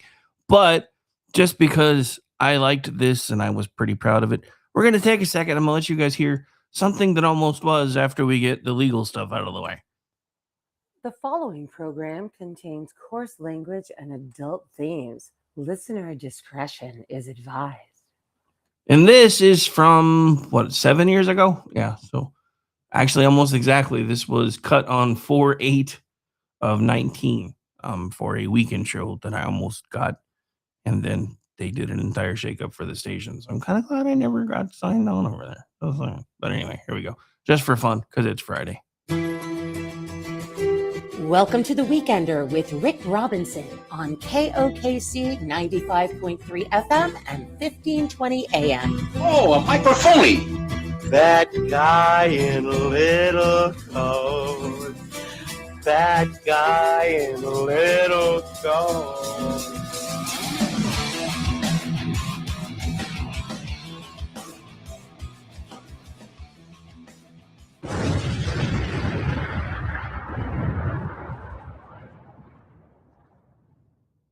All right, so it was cheeky and fun. It was a bit of an intro, and it was something that almost happened but didn't. That was going to be my Saturday show over at KOKC. It was going to be at probably 3 or 4 in the afternoon. We were going to call it The Weekender. And it didn't happen. But anyway, I hadn't played that in forever, and I came across it the other day. So I decided, you know what? I'm going to show everybody what almost happened and didn't. Look, since then, I've managed to take early retirement, and I'll get paid to do most of this stuff through donations from folks and through small ad buys and everything else. So, yeah, so it's worked out well enough. But still, thinking about what might have been for just a moment. Plus, since we're going to be spending most of the rest of the show in local mode, I kind of thought that was kind of an appropriate way to get us there. All right, so let's get back into the Oklahoma stuff because we got lots of that to get to before we get out of here. And let's face it, we're not really going to be bringing that up on the next show. So again, coming home to Oklahoma for a minute, and kind of a big deal because this is just what usually happens. Local and state level conservatives taking care of business when the federal government refuses to. So, state lawmakers have now advanced a measure that would place voter ID protections directly into the Oklahoma Constitution, sending the issue to voters in August. Now, this is one of those stories where the elite conversation and the normal conversation are not even on the same planet, much less the same page. Pardon me, that one snuck up on me. In elite political media, voter ID is always treated as some dark and sinister plot. Some barely concealed act of oppression, Jim Crow 2.0, some allegedly intolerable demand placed on citizens by forces of democratic darkness. In real life, most people hear you should verify who you are before you vote and respond with something like, yeah, and I thought we did that already. But in Oklahoma, we really kind of do. So you have to show so that's kind of the weird thing. And I get it. Part of it is a federal push to make sure that not only your ID is valid and up to date, but your citizenship has been verified to determine what kind of ballots you should have access to. And I've been saying this for a long time. Since there are things that legal green card holders are allowed to vote in, which is usually things like school board elections, things that affect their direct daily life in the township or the state that they live in, that we should start having separate election times. Or we need to get rid of that altogether. Because this whole thing is suffering from a huge disconnect. And frankly, the harder the left fights common sense election safeguards, the more ordinary Americans begin to scratch their head and suspect that maybe the left doesn't actually have much confidence in selling its ideas under transparent rules. Because voter ID is not a radical principle. It is one of the most normal principles imaginable. Hell, the funniest thing about this, right, is the left, who is screaming and yelling about voter ID being oppressive.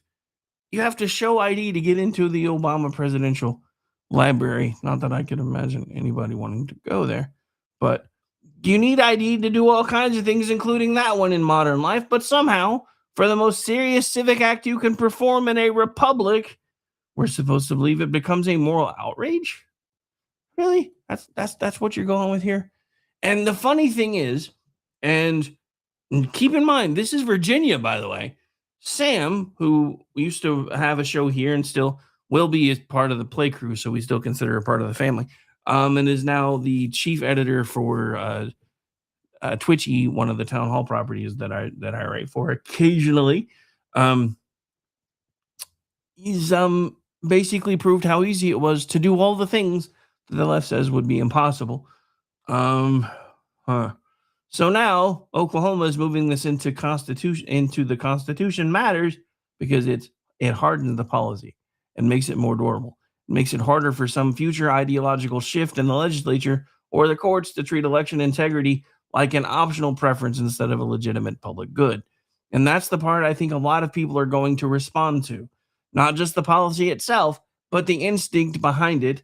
Lock in the common sense guardrails before somebody comes along and tells you they're outdated, exclusionary, or whatever the word is in fashion for that particular week when that discussion point comes up. And for those of you, well, that kind of stuff doesn't really happen. I would like to remind you that in public circles today on social media, there are arguments about completely getting rid of the Electoral College because every vote should matter. Now, I have a slightly different take on that. I think every state should matter. So I honestly think it should be winner take all of the 2 Senate seat votes. Just saying. Simple split, even if it's 51-49, whatever the case may be. Because I think the House has way too much weight. And I think they have done way too much gimmicking to give the House as much weight as possible on both sides, depending on who's in charge. And I think every state should matter. I think because the thing that has always enraged a lot of folks around here is the only place everybody seems to campaign in is swing states. If all you could get were the 100 votes, you'd have to campaign everywhere, whether it's virtually, in person, whatever the case may be. You would have to plead your case everywhere because then every state's votes matter. Now, I could be wrong. I'm going to be honest. That could completely shift everything and it might blow up in our faces. I don't really know. But if we're trying to get to more of a, let's not let the blue states have so much control. Then we kind of need to move to a different type of a system where every state should have a voice. And that's kind of what the Electoral College was trying to do. But at the same time, we wouldn't have needed things like the 3/5 compromise or anything else if they had just gone with, well, everybody gets 2 Senate seats. So let's just, whoever gets the most of those gets the job. But anyway, I wasn't alive back then. And there's probably a much smarter reason why they didn't do my idea. But I've always liked my idea. Whenever during the whole hanging Chad thing, when everybody was freaking out, I was like, if we just did the Senate votes, none of this would matter. Because then Florida gets 2 votes just like everybody else, and all this hanging Chad crap wouldn't matter anymore. But hey, what do I know? But so this isn't just about the policy itself, but the instinct behind it. And again, we're going to try to lock those common sense guardrails in. So Oklahoma voters are going to get a direct say on whether voter ID gets locked into the Constitution. That's clean. That's direct. And I suspect most folks here already know where they stand, because in Oklahoma, we've almost always had ID. You have your voter registration card. I think the thing that the left is trying to use most as the stumbling block isn't the voter ID part. That's the part they scream about a lot. But I don't think it's all of it, because they don't want citizenship checked. Because here's the thing: if we stopped, and if we're not going to go to the whole best of 100 votes wins, then the next thing is to get all of the illegals out of our census data, so that we have an actual exact representation of who actually has a voice in our government and has the right to speak at the federal level.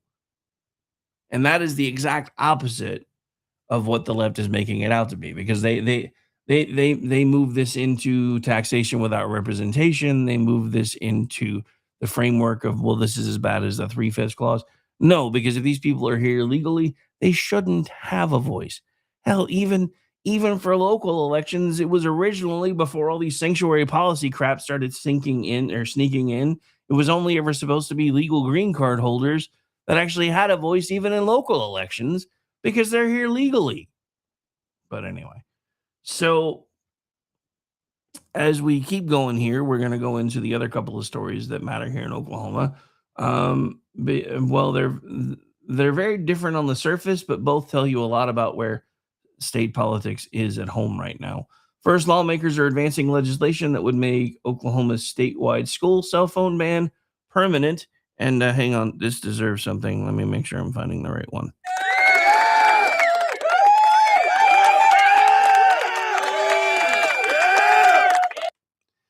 Okay. But yeah, I don't think that one is very complicated, and I think it makes a lot of sense. Now, I will say that I would have enjoyed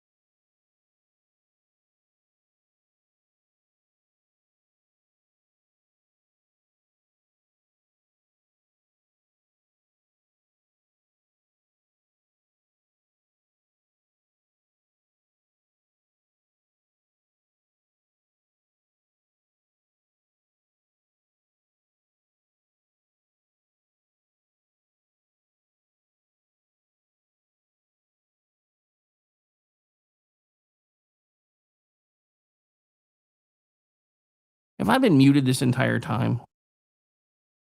When did I mute? What happened?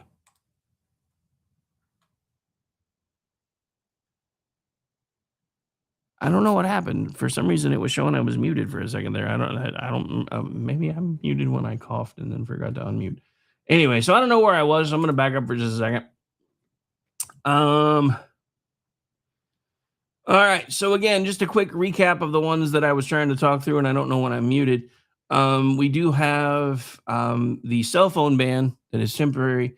They're now actually putting legislation together that would make it a permanent thing here in Oklahoma education centers, which is a great idea, if you ask me. And then, of course, Cherokee Nation Principal Chief Chuck Hoskin Jr. will apparently not be allowed to address the Oklahoma House floor again, which, again, shows you the breakdown between tribal politics and national and Oklahoma politics. But before we get out of here, there is one more Oklahoma note that we need to get into. Because there's been movement on our budget. Governor Kevin Stitt has signed the state's $12.8 billion budget bill, giving Oklahoma a major state government story with real downstream consequences for spending priorities, fiscal posture, and what lawmakers think the state should be emphasizing right now. Now, budget stories are never the sexiest thing in the world, but they matter because budgets tell you what these people actually care about. Everybody campaigns in poetry. Government governs in line items. So when a budget gets signed, that's where you find out what's real, what was posturing, what got protected, what got trimmed, and what priorities actually survived contact with the math. I said math, not meth. Don't look at me in that tone of voice. And that ultimately is where rhetoric meets reality. Now, we're going to get into that probably more on Monday's show because I'm just starting to dig into what was inked with the budget, but I did want to let for those of you in Oklahoma that have been screaming about budgeting issues, it looks like there's been some movement there. But we are going to start wrapping things up for the day here in just a few minutes. I want to do a quick, let's look and see what else may have been happening in the news. Oh yeah, so we got to talk about this back on the Straits of Hormuz. And we knew this was going to happen. Amish and I talked about this a little bit the other night, where all of a sudden Europe decided they were going to start trying to put together a coalition for what happened after the war in Iran and how they were trying to exclude America from those proceedings and actually trying to invite none other than China. I know, rules. I know. Okay. Rules, but I got to find it, and I know it's here somewhere. What did I do with it?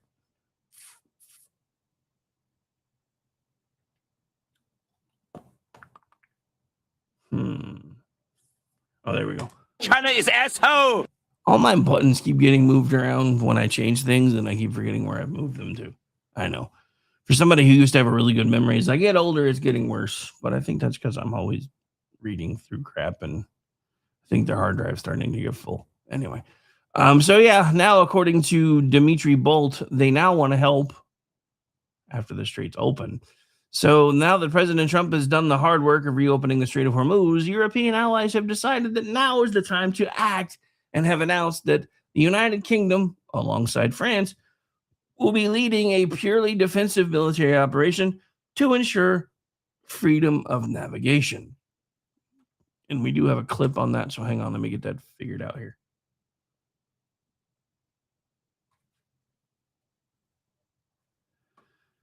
Yeah, I figured that out. That just means I have to do a cut later, which annoys me. Anyway, so let's get back into all of this. Where to go? I lost where I was going with it. I had a. Oh wait, there we go. That's the one I was looking for. Trying to do a million different things at once. I hope it wasn't 2 minutes. That's a long cut, but anyway, I'll make sure it doesn't make it into the final broadcast for the audio side.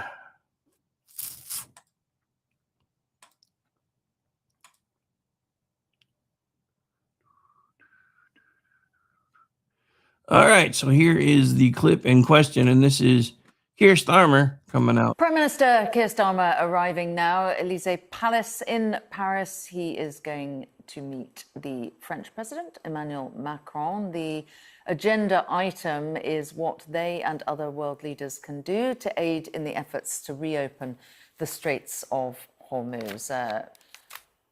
pretty warm relationship, as evidenced there, between the two centre-left leaders. Their work cut out for them on what they can do to get the Straits of Hormuz open. Much of the important negotiations taking place, of course. Too late. We already got it open, so shut your pie hole. But yeah, again, this is all much ado about nothing. When we needed them, they weren't there. And I'm sorry. You're watching real world realignment happen in real time. And again, Amish and I talked about this a little bit on Wednesday night when you've got France and the UK teaming up with China against us. I don't think we're the problem. I don't think we're the problem.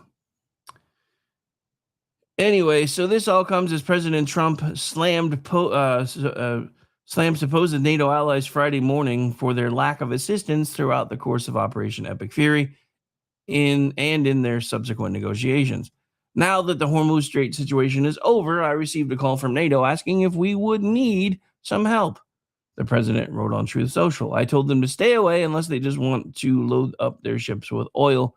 They were useless when needed, a paper tiger. President DJT. Trump went on to thank the Gulf nations that have supported the U.S. throughout the Iran war.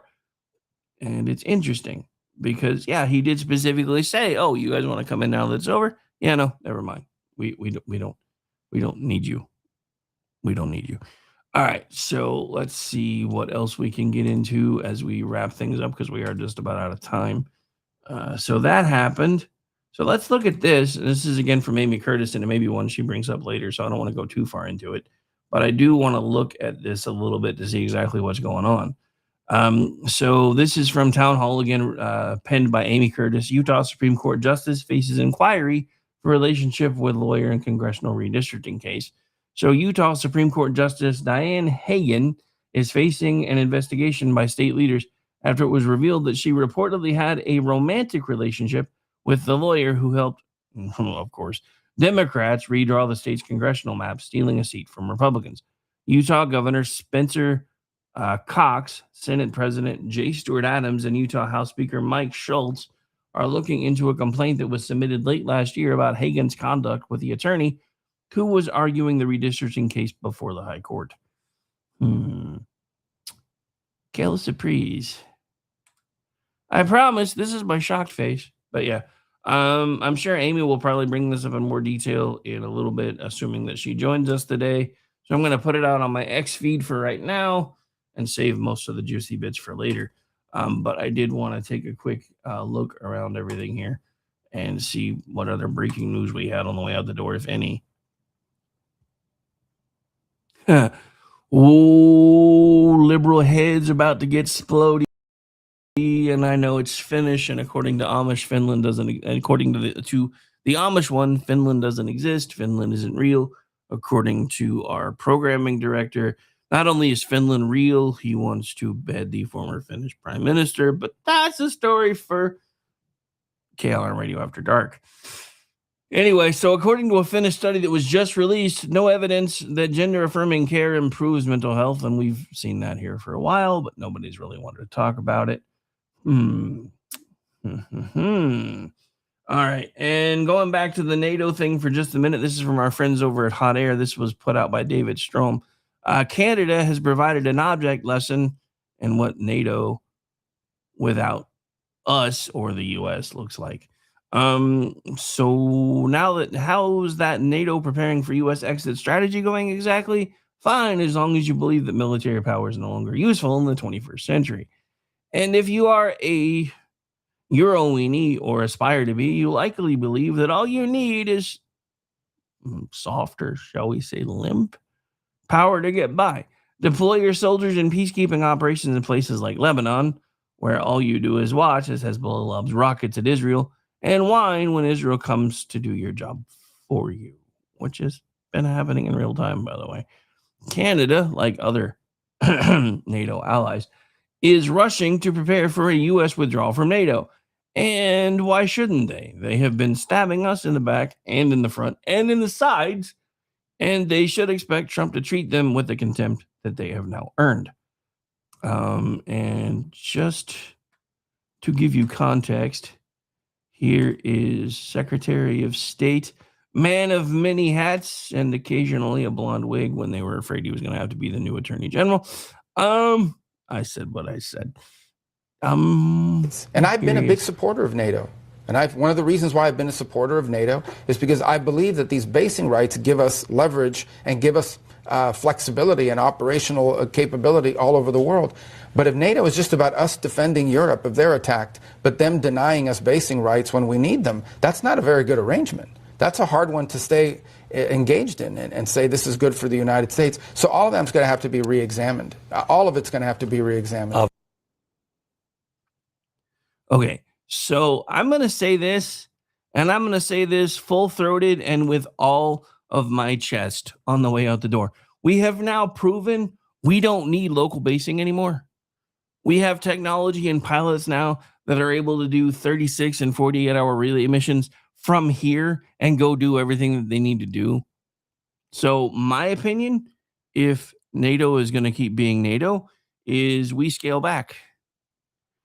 How much military money could we save or repurpose into those longer range missions should the need arise if we weren't constantly keeping Europe free?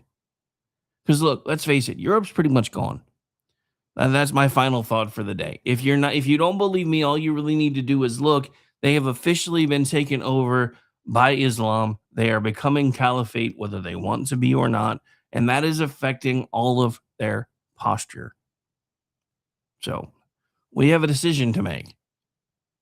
If they don't want us, and especially if they don't want to support us, while we're doing everything we can to make sure they don't glow in the dark, because it has just as much to do with them as it does us, then maybe we should be rethinking a lot of these different supposed partnerships, etc. But on that note, ladies and gentlemen, we are going to get out of here. Want to take a moment to again say thank you to everybody who's taken the time to hang out with us today. We're going to go out the same way we always come in. And since I didn't get to an hour 2, and it doesn't really matter as much now, we're going to play the whole thing. And then I'll be back with you in about an hour, hopefully, with a Weekend News Roundup as soon as I confirm who's available. And once I know, you will know. It's just been one of those hectic days because I woke up to a ton of news.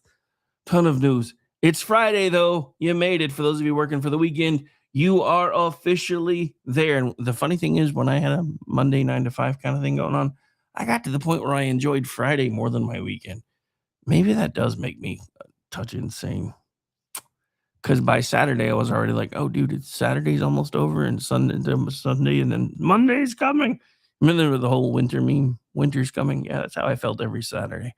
Monday's coming. Anyway, we'll be back here in a little bit for the Weekend News Roundup. Then I'll be back later tonight for He Said, She Said with the lovely Aggie. And once I know what we're talking about there, you will know too. That's exactly what happened. I muted the cough earlier and forgot because I almost did it again.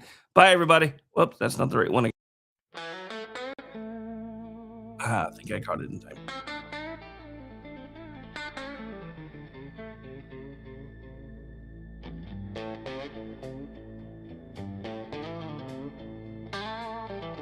And yes, before anybody says anything, I finally got my ears lowered. Forgot my camera was on. Bye, everybody.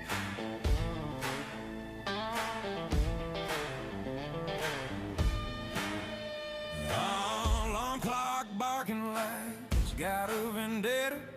Coffee tastes like bad decisions I ain't made yet. Boss man talking about we got her, and that means me, brother. Afraid I got a terminal case of the I don't want us. Mind checked out, heart ain't in the building. That second hand's crawling like it hates my guts. The man treating rich like it's a sin. Even God took a beat.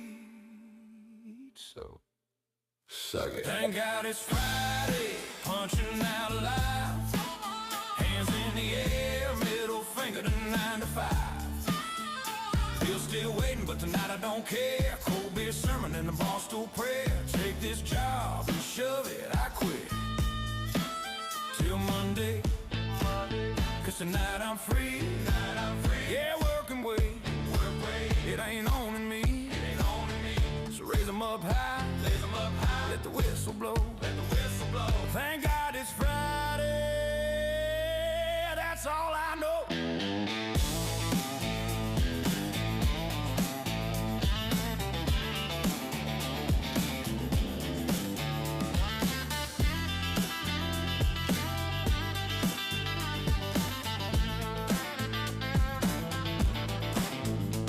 HR in the break room sounding like a preacher, talking about culture, smiles, and being team players. Clipboard dreams on the fluorescent light, selling hours of my life just to make it to Friday night. Got dirt on my jeans, and grease on my hands, clock more over than quality plans. But when that bell rings, it's a holy sound. Feel like chains hit the floor when it echoes around. I ain't lazy, I just work my fill. If rest is a sin, guess I always will. Thank God it's Friday, punching out alive. Hands in the air, middle finger to 9 to 5. Bill's still waiting, but tonight I don't care. Cold beer sermon and a bar stool prayer. Take this job and shove it, I quit. Till Monday. 'Cause tonight I'm free. Yeah, working way. It ain't on me. So raise 'em up high. Let the whistle blow. Thank God it's Friday. That's all I know. Boss can have Monday. God on Sunday. But Friday night's mine. I ain't giving it away. I earned this beer. I earned this pay. I earned every sip I'm about to take. Thank God it's Friday. Punching out alive. Hands in the air, middle finger to 9 to 5. Bill's still waiting, but tonight I don't care. Cold beer sermon and a bar stool prayer. Take this job and shove it, I quit. Till Monday. 'Cause tonight I'm free. Yeah, working way. It ain't on me. So raise 'em up high. Let the whistle blow. Thank God it's Friday. That's all I know.